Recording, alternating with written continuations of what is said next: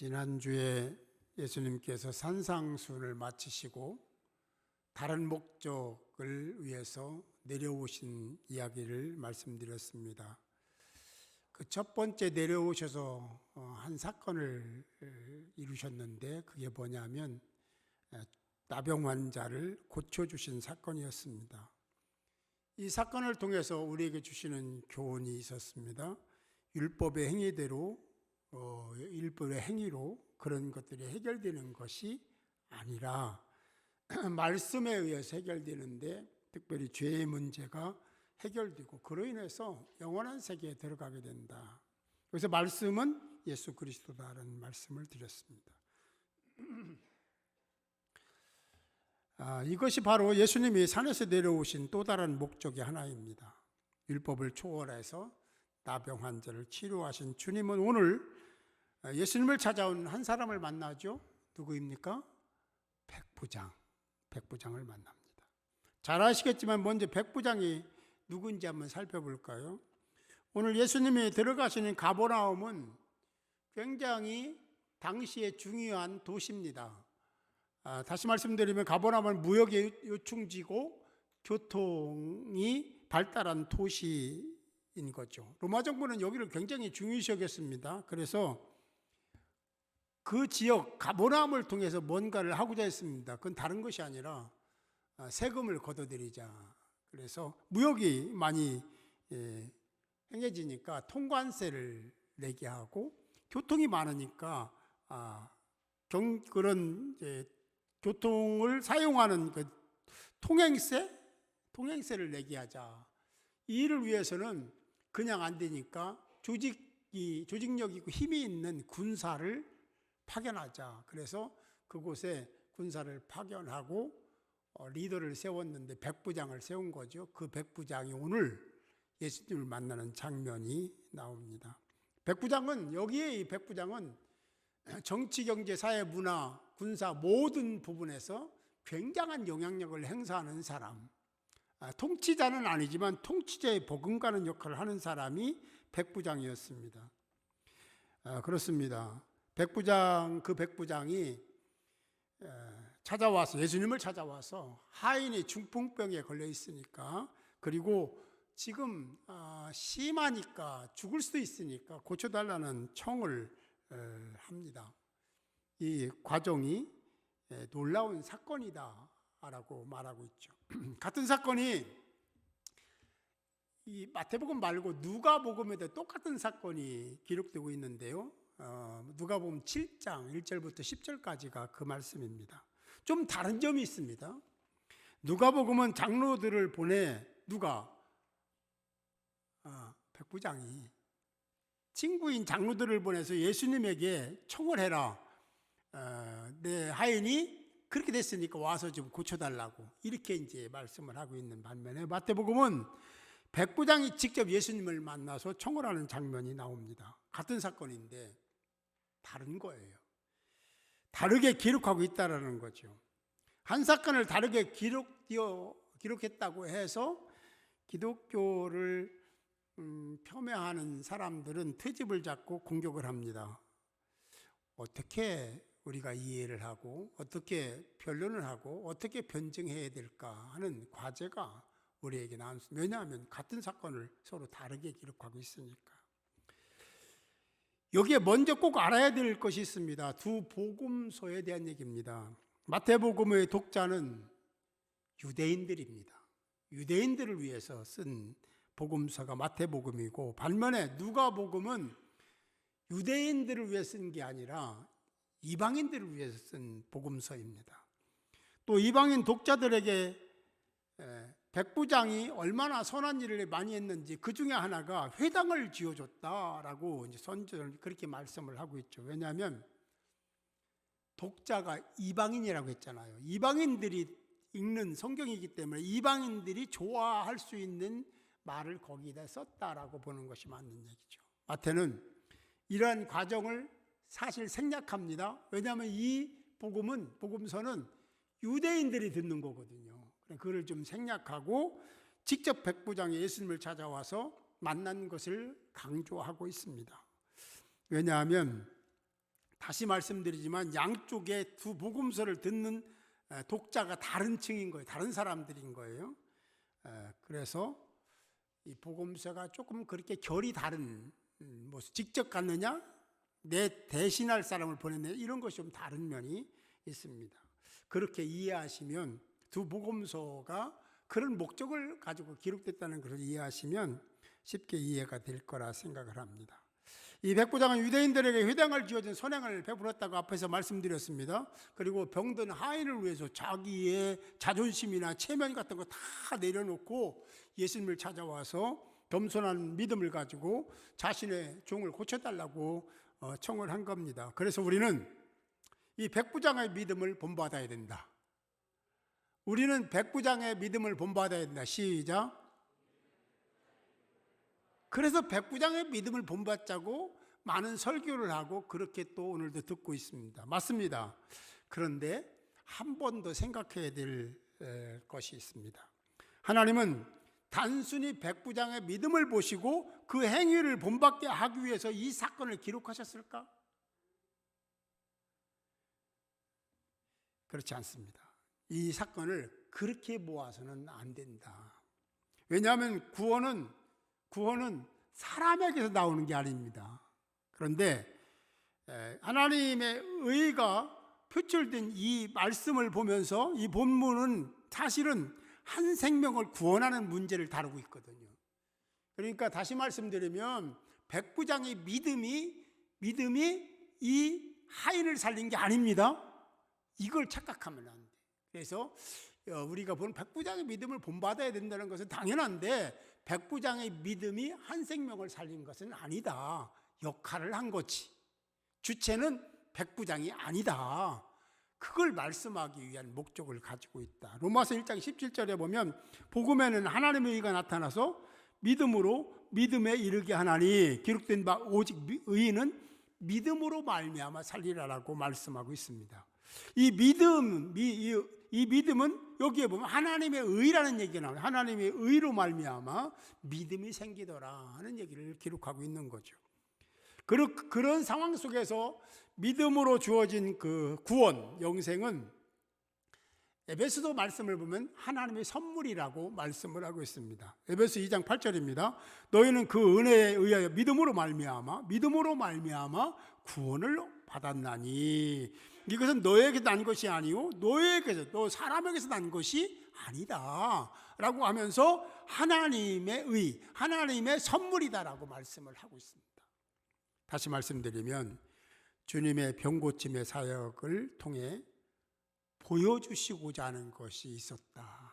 그것은 다른 것이 아니라 죄로부터 해방되는 것, 그것을 주관하는 자가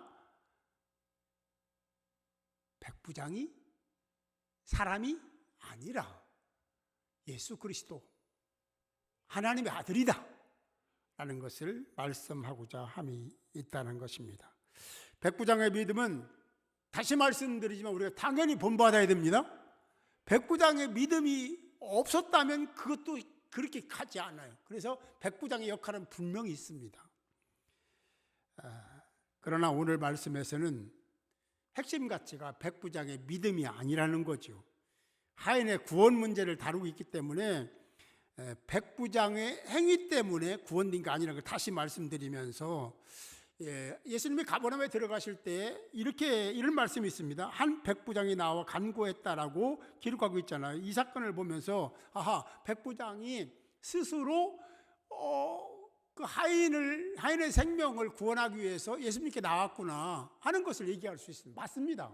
그런데 조금 다르게 생각해야 될 부분이 있습니다. 사실은 백부장이 예수님을 찾아온 것이 아니라 예수님이 백부장을 찾아가신 겁니다. 믿으시면 아멘. 하나님은 어느 한때의 사건을 통해서 그걸 가지고 얘기하는 게 아니라 어떤 것은 10년 전부터, 어떤 것은 100년 전부터, 어떤 것은 몇백 년 전부터 시작하신 하나님의 일들이 있거든요. 그 일들의 하나로 지금 예수님을 만나게 하는 사건이 일어나는 것. 다시 말씀드리면 성경의 모든 사건들은 그런 하나님의 섭리 가운데 뭔가 척척척척 진행되어 온 사건들이다라는 겁니다. 예수님이 만나서 뭐 뽕나무 사건이라든가 뭐 혈루병 사건 이런 것들도 다 그냥이 아니라 하나님이 그렇게 계획을 하시고 그 섭리 가운데 그런 만남을 이루게 하시고 그 만남들 결과들을 가지고 지금 그리고 앞으로의 모든 성도들에게 도전을 주고 그렇게 살라고 하시는 메시지를 주기 위해서 그걸 계획하신 것이다. 할렐루야. 여기도 지금 백부장의 만남, 백부장이 믿음을 가지고 그 찾아온 건 맞는데 그게 틀린 게 아닙니다. 그러나 그렇게 된 게 아니라 그 계획이 하나님에 의해서 주도가 됐다. 믿으시는 분만 크게 아멘. 그래요. 하나님이 계획한 것은 뭘까? 무엇을 말씀하시려고 하시는 건가? 당시 가버나움 도시의 실세 중에 실세였던 백부장이 주님을 만난 다음에 이렇게 말을 하죠. 주여, 내 하인이 중풍병으로 집에 누워 몹시 괴로워하나이다. 죽게 됐다는 거죠. 이 말씀에서 주목할 것은 주님이라는 용어입니다. 큐리. 주님은 이 백부장이 아쉬우니까 자기 하인을 좀 살려야 되니까 그래 청하는 자로서 와서 예의상 주님이라고 부르는구나 이렇게 생각하셨을까? 사실은 여기에 본 큐리에는요 그렇게 해석할 수가 없습니다. 이 주님이라는 이 용어는 진정한 믿음을 가지고 예수님을 부른 사건이다 라고 해석하는 것이 맞습니다. 그래서 주님은 이렇게 말씀하셔요. 그래? 내가 가서 고쳐주리라. 그래, 내가 가서 고쳐줄게. 그런데 헬라 원어를 보면 이 말씀의 의미가 이런 의미도 있습니다. 내가 가서 고쳐주랴? 이런 의미가 있습니다. 그러니까 이렇게 말씀하신 이유가 있습니다. 백부장의 믿음을 확인하고자 함도 있지만 예수님이 누군지를 드러내고자 하시는 하나님의 섭리가 있는 줄 믿으시기 바랍니다. 이 질문에 대해 백부장은 이렇게 대답을 하죠. 8절에 보면 백부장이 대답하여 이르되 주여 내 집에 들어오심을 나는 감당하지 못하겠사오니 다만 말씀으로만 하옵소서. 그러면 내 하인이 낫게 싸움나이다. 할렐루야. 이건요 그냥 지나치면 그냥 그랬구나라고 생각할 수 있지만 잘 보면 이게 굉장한 사건입니다. 왜냐하면 백부장이 누굽니까? 가버나움의 지배자입니다. 실세 중에 실세라니까요. 그 앞에서는 다 보복하게 돼 있습니다. 잘못 걸리면요 여러 가지 상황이 생기니까 두려운 존재이기도 합니다. 그런데 그가 젊은 예수를 무서워할 리가 없잖아요. 두려워할 리가 없잖아요. 그 앞에서 엎드려 그렇게 청할 이유가 전혀 없잖아요. 그런데 백부장은 그렇게 고백하면서 예수님이 내 집에 오는 것조차 나는 감당할 수 없다라고 이야기를 합니다. 이건 뭐예요? 이 백부장이 예수님이 누군지 분명히 알고 있다라는 얘기입니다. 자기가 하나님의 은혜, 의로 인해서 자기가 믿음을 가지고 있다 보니까 내가 얼마나 초라한 존재인지 사회적으로는 굉장한 힘을 가지고 있지만 하나님 앞에서, 예수님 앞에서는 보잘것없는 존재라는 사실을 깨닫게 된 거죠. 그래서 주님, 우리 집에 오는 건 제가 감당 못합니다. 그러니 말씀으로만 하시면 내 하인이 병이 낫겠나이다. 할렐루야. 이런 믿음이 백부장에 있었고 저와 여러분도 이런 믿음을 가지고 있어야 될 줄 믿습니다. 이 다만 말씀으로만 하는 이런 것은 단수입니다. 이 용어의 문법으로 단수거든요. 딱 한 번만 말씀하시면 되는 거예요. 두 번도 필요 없어요. 딱 한마디만 하시면 낫겠습니다는 그 믿음을 갖고 있는 거예요. 이런 믿음 대단하지 않습니까? 이것은 그냥 백부장이 스스로 그런 믿음을 가질 이유가 없습니다. 그를 하나님이 방문하셨고 그에게 의를 베푸시고 그가 믿음으로 그렇게 고백하게 된 걸 믿으시기 바랍니다. 백부장은 9절에서 계속 이렇게 이야기를 합니다. 나도 남의 수하에 있는 사람이요 내 아래에도 군사가 있으니 이더러 가라 그러면 가고 저더러 오라 그러면 오고 내 종도로 이것을 하라 그러면 하나이다. 이것도요 그냥 흘려들어 우리가 늘 들은 얘기니까 쉽게 해석할 수 있습니다. 아, 그런 거구나라고 말입니다. 백부장이 이렇게 얘기한 것은 이런 거예요. 내가 군대 백부장인데 우리 부하들에게 이렇게 하라 그러면 하고, 가라 그러면 가고, 오라 그러면 오고, 그리고 종들을 하라 그러면 하고 그렇습니다. 그런데 당신이 이 백부장과의 관계에서 당신이 말하면, 당신이 명하면, 당신이 어떤 계획을 세우면 나 같은 존재는 아무것도 아닙니다. 그러니 당신이 우리 집에 오는 것도 감당하지 못할 뿐더러 당신이 가지 않고 여기서 한마디만 해도, 딱 한마디만 해도 내 하인은 병이 나았을 것을 나는 믿고 있습니다 라는 고백이거든요. 이런 믿음이 저와 여러분들의 믿음이 되어야 될 줄로 믿습니다. 하나님을 일하시게 하고 주님을 일하시게 하는 방법은요, 그렇게 어려운 게 아니에요. 인간적인 생각, 가치를 가지고 자꾸 접근하면 죄를 짓습니다. 우리는 하나님의 생각을 가져야 되고 예수님의 마음을 품어야 될 줄로 믿습니다. 그래야 열매가 있는 거예요. 주님 뭐라고 하시냐면 10절에 보니까 같이 읽어볼까요? 10절 한번 띄워주시죠. 10절. 네. 읽습니다. 10절 띄워주세요. 안 돼요? 네. 제가 읽겠습니다. 예수께서 들으시고 놀랍게 여기고 따르는 자들에게 이르시되 내가 진실로 너에게 이르노니 이스라엘 중 아무에게서도 이만한 믿음을 보지 못하였노라. 할렐루야. 예수님이 오셨어요. 그리고 예수님이 성장했어요. 그리고 유대 사회 속에 살았습니다. 수많은 사람들을 만났어요. 그런데 이방인인 백부장이 고백하는 그런 정도의 고백을, 그런 신앙을 보지 못했다는 거예요. 예수님이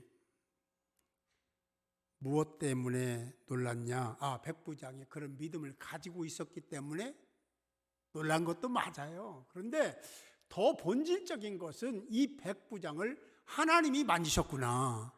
이 백부장을 변화시킨 것은 하나님이셨구나. 하나님이 이런 사람을 이렇게 변화시켜서 이렇게도 사용하시네? 이거에 놀랬다는 거예요. 할렐루야. 그래서 이어서 이런 믿음은 아무도 없었다라고 선포를 하는 거죠. 그래서 이 백부장의 믿음, 아주 결정적인 믿음이 말씀으로만입니다. 딱 한마디 말씀으로만으로도 충분히 내 하인의 병은 낫습니다 하는 믿음이 그에게 있었다라는 거죠. 하나님이 백부장해 주신 믿음으로 본인이 느낀 것은 자기는 무가치한 존재다, 아무것도 아니다. 사실은 사회적으로 볼 때 굉장한 힘을 갖고 있는 사람입니다. 로마 정부의 백부장입니다. 대단한 권세를 갖고 있는데 하나님 앞에서 보니까 자기는 아무것도 아닌 거죠. 여러분, 사울이 예수님 만나갖고 바울 때 그런 거잖아요. 되고 보니까 자기가 추구한 것은 아무것도 아닌 거예요. 다 배설물인 거죠. 여기도 그런 것을 누가 느꼈냐면 백부장이 느낀 겁니다. 그래서 그런 고백을 했던 거죠. 이방인인 저와 여러분도 백부장처럼 하나님이 주신 믿음으로 구원을 받았음을 믿으시기 바랍니다. 그렇다면 저와 여러분도 백부장처럼 그렇게 행하고 그의 겸손을 배워야 될 줄 믿습니다. 조금 나은 것 가지고, 조금 아는 것 가지고, 조금 더한 것 가지고, 그거 가지고 사회에서는 설레발이라고 하잖아요. 교만하지 말고 하나님 앞에서는 진짜 보잘것없는 거니까, 백부장이 느낀 것보다 훨씬 더 하나님 크신 거니까 그런 믿음을 가지고 겸손히 하나님 앞에 엎드릴 때 하나님은 백부장의 마음을 주관하신 하나님께서 저와 여러분의 마음을 주관하시고 백부장에 형성시킨 그 인격이 여러분들에게 형성될 줄 믿습니다. 우리 모두는 그런 마음과 자세를 가지고 살아야 하나님 마음에 쏙 들고, 그래야 하나님이 일하기 시작하시고 열매도 맺게 해주실 줄 믿습니다. 그런 백부장의 믿음을 확인하신 예수님 13절에 보니까 이렇게 말씀하십니다. 13절 띄울 수 있습니까? 같이 읽습니다. 13절을 같이 읽어볼까요? 시작. 예수께서 백부장에게 이르시되 가라 내 믿은 대로 될지어다 하시니 그 즉시 하인이 나으니라. 가라 내 믿음대로 될 것이다 라고 말씀을 하십니다. 그런데 이 선언, 이 말씀을 하신 즉시 그가 믿음으로 받았고 받은 즉시 하인의 병이 나았다는 거예요. 사랑하는 성도 여러분, 여러분에게 이런 일이 일어나게 될 줄 믿습니다. 이 믿음만 가지고 있으면 하나님은 살아계신 분이고 지금도 여기 계시고 여러분들의 미래와 장래도 주관하시는 분이 하나님이십니다. 이 믿음이 아니면, 이 믿음이 없으면 정말 우리가 생각하지도 않은 엉뚱한 일들이 발생할 수 있습니다.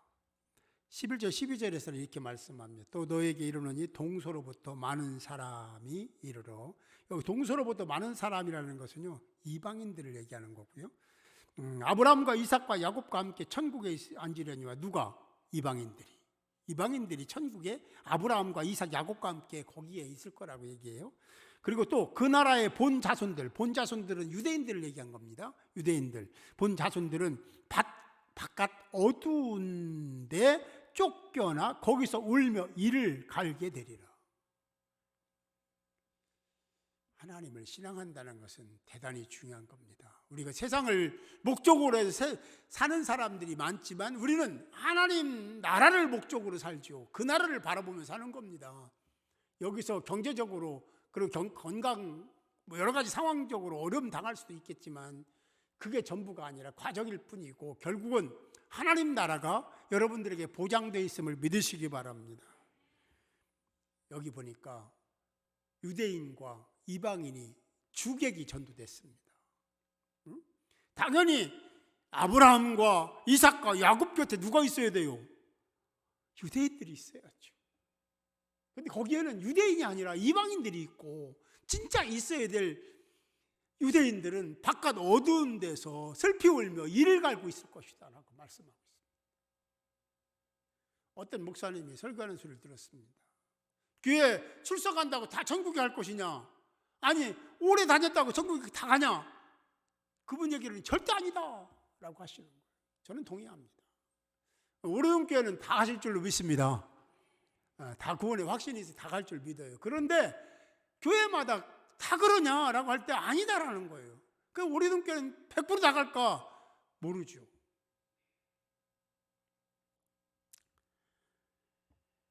거지와 나사로 이야기를 우리는 잘 압니다. 부자가 성공한 사람이죠. 존경받았죠. 폼나게 살았죠. 그 결과는 대반전이었습니다.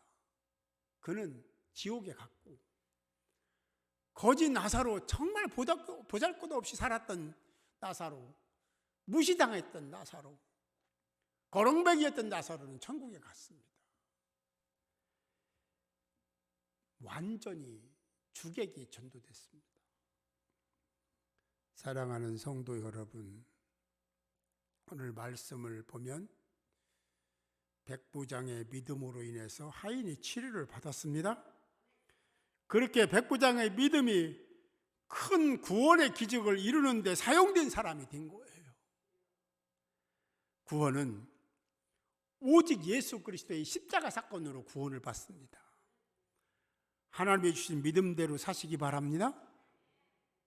백부장처럼 겸손하시기 바랍니다. 그리고 십자가의 사랑을 실행하고 실천하는 여러분들이 되시기 바랍니다. 내 이웃, 내 지체들을 내 몸과 같이 사랑하는 거예요.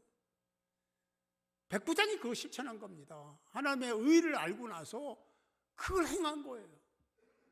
우리가 하나님의 은혜로 구원받은 하나님의 사람들이라면 이웃을 사랑하고, 할렐루야, 지체를 품어주는 역할을 해야 되는 거예요. 2002년이 생각납니다.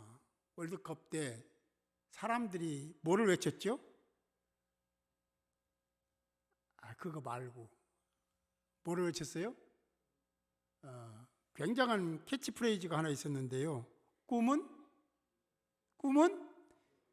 이거 모르는 사람이 없어요. 꿈은 이루어진다.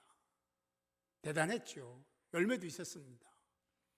근데 하나님을 신앙하는 저와 여러분들이 그런 믿음을, 이 백부장 같은 믿음을 가지고 하나님을 신앙하고 우리가 힘을 모아서 합력해서 그 꿈을 가지고 있으면 2002년 때 월드컵은요,